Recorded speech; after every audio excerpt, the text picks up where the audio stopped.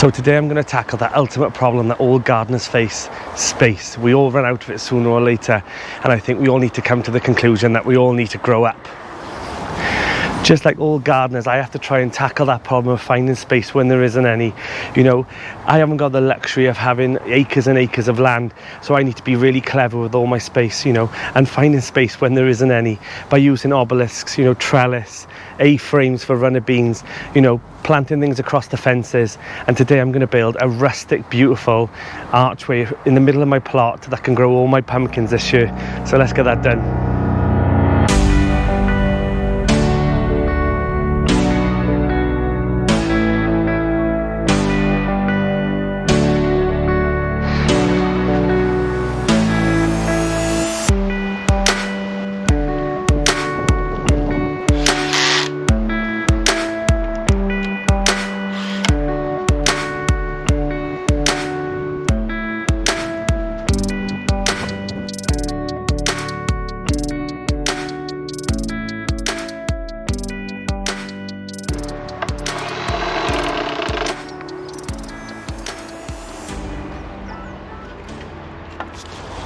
The plan with the archway as well is that with those extra shelves I can add some window boxes on them, and I can add some lobelia that'll hang all over the sides as well. There's so many plans for it as well. You know, I can even add hanging baskets on the outside if I need to as well. I'm over the moon with it. You know, this is that sturdy. You know, you could put a swing on this now. I'm so tempted. I'm so jealous of Jane Kelly's, you know, swing on her allotment. If you haven't seen her channel, go take a look at Jane Kelly's allotment. I'll put a link in the description. She has got this fantastic swing now that she can relax in the back of her plot, and I'm so jealous. And I love her channel. You know, she is absolutely hilarious, and she laughs at her own misfortunes as well on the plot. So go take a look at her channel. One thing I do like to do is I get some mesh and I wrap it around a fruit tree like so. Clip this together. Now you can either use cable ties or you can use the actual wire to make a, you know, a tube out of mesh. Now you don't want to go too high. You need it to be lower than the actual, you know, first branches. So I'll clip this around.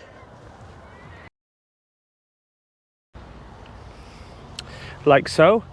Now I'll use some little tacks and I'll tack it to the bed. This will just keep it in place.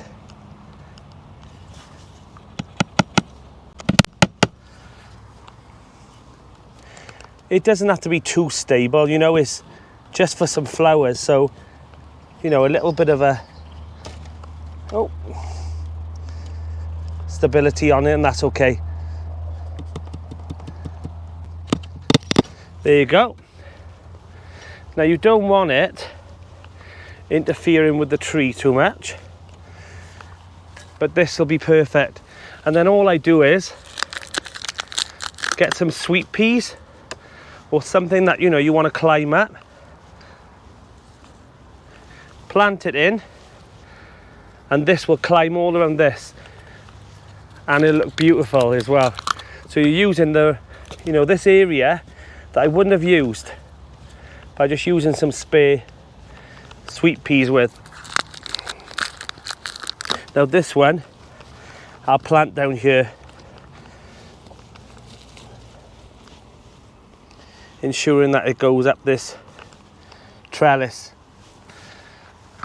So using every space that you can on your plot, because I assure you, when the summer hits and you've got extra plants in the garden, in the greenhouse, you'll wish that you've done all this and saved space, because we always run out as gardeners. We always run out of space. So one of the best ways that you can maximize your surface area on your garden or your allotment is to grow upwards, you know, leaving all those beds free for other things that you want to grow, like cabbages and whatnot.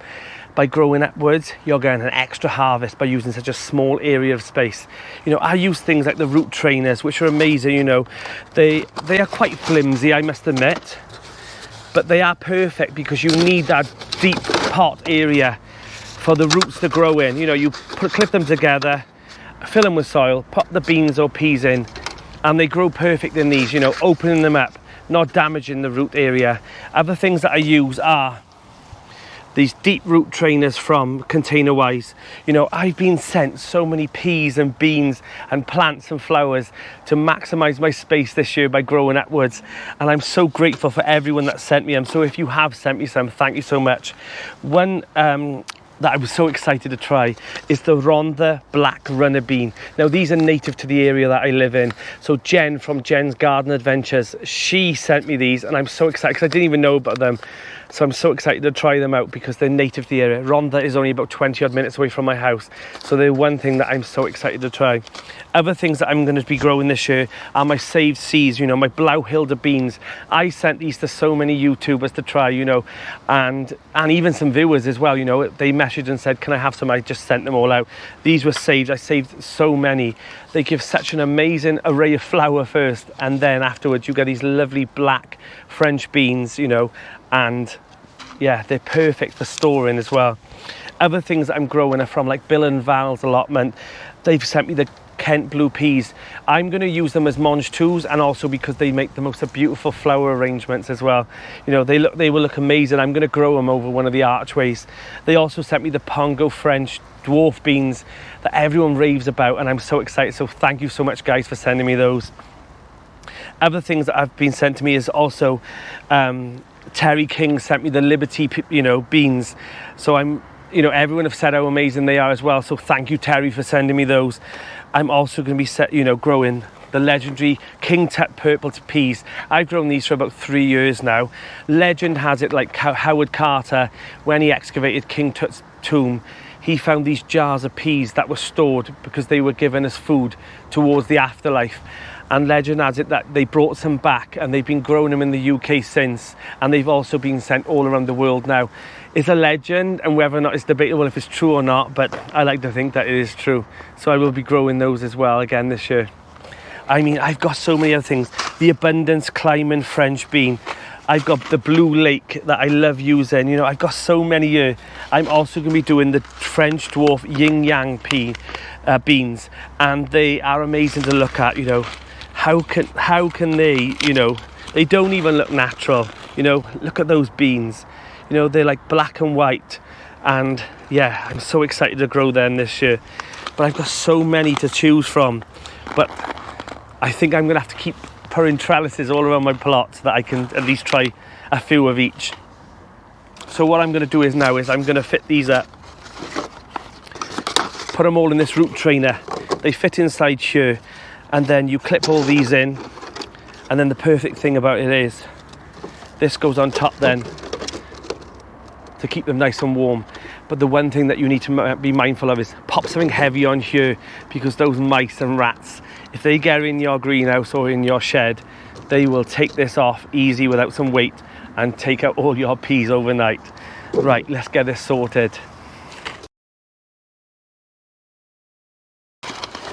Now the good thing about these root trainers is that when they're closed and all the peas are growing and the beans are growing, when you open them back up, the roots are all contained in here, and that you don't have to damage them, and they also get air pruned from the bottom.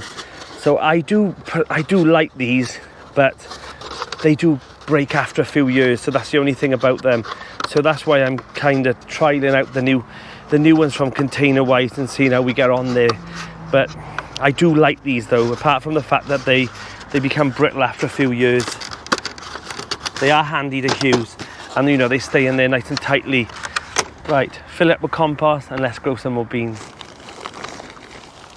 One thing about growing beans is that you haven't got to worry about taking too many big pieces out, because the beans, you know, they're pretty big. They're not going to be stunted if there's a bit of bark or something in front of it, as long as it's not too big.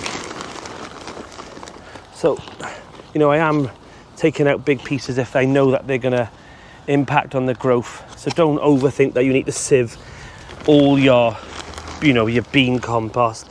It's not a fine seed. So we'll just fill it up, give it a shake. Now the good thing is that once you've done the first layer and that you've tapped it down, you know, give it that shake down, and that tends to leave you a good area then to pop all your beans in. So I think I'm going to grow some, I think I'm going to do some blauwilder now. I've already put some already in from other people because, so we'll pop these in. I'm going to put 2 in each. I'm not going to grow loads this year because I'm going to end up with an allotment full of beans. So that's not what I want. However, there's one thing that, you know, you cannot beat some fresh beans in the summer, and every allotment and garden should have some. So I think that's all I'm going to do for the blauwilder beans. So let's pop them back in. The one thing that you should consider now is make sure that you've fed the soil enough, ready for those runner beans and peas and French beans. Add in some chicken manure pellets, which is high in nitrogen, will help them shoot up those canes. So I always give it a good feed now, a month before I plant them out, allowing the rain to wash it all in, so as they're ready. Anything that needs nitrogen, leafy greens and beans, they'll thank you for it in harvests. You can also give your garlic a bit of a feed now as well while you're doing it, because it'll be harvested, you know, July time, but give it that little extra bit of boost now.